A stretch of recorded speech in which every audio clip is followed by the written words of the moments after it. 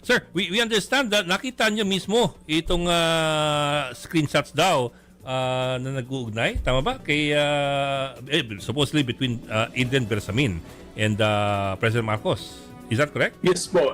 Kasi po, kami po inimbita ni Congressman Libiste. Three occasions at hindi lang naman ako, hindi lang si Congressman Tino, may tatlo pang mga representatives ng Kongreso ang nakakita nito. Ito ay nasa kanyang laptop at pinakita niya sa amin yung buong conversation between President Marcos and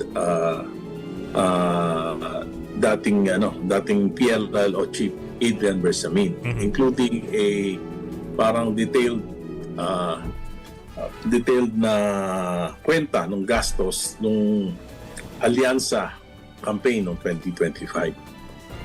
So explicit po talaga yung messages, walang coding o mga secret jargon. May dalawang number, supposedly number ni President Marcos at number ni PLLO Chief Adrian Bersamin. Pero sir, these are screenshots or images. Parang parang talagang images. Ang una niya pinakita yung video, yung CCTV kuha yung CCTV na nakunan sa bahay ni Congressman Libiste, kung saan bumaba sa sasakyan, punta sa bahay niya sa Taal, Batangas. May mga kasama siya, supposedly mga lawyers daw yun.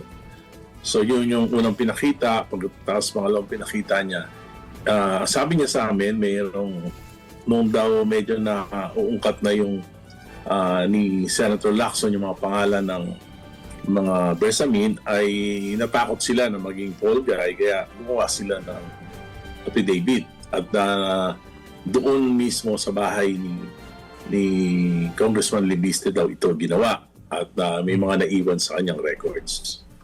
Yes, sir. Pero sir, yes, sir. I understand, sir. So these are images of at least alleged screenshots of a conversation between Bersamin and ledgers of expenses.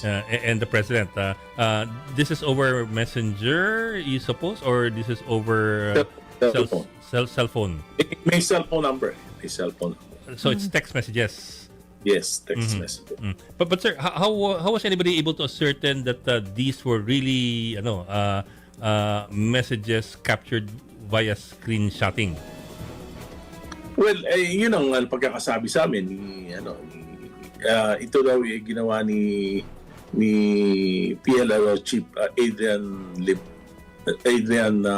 Bersamin para maging security niya. At na kung siya ay gagawin wala naman, ibig sabihin nandun yung kwenta, kasi may allegedly merong mga nakuha mula sa kay Engineer Bernardo at sa customs at sa confidential funds ng Pangulo na ginamit sa alyansa campaign noong 2025.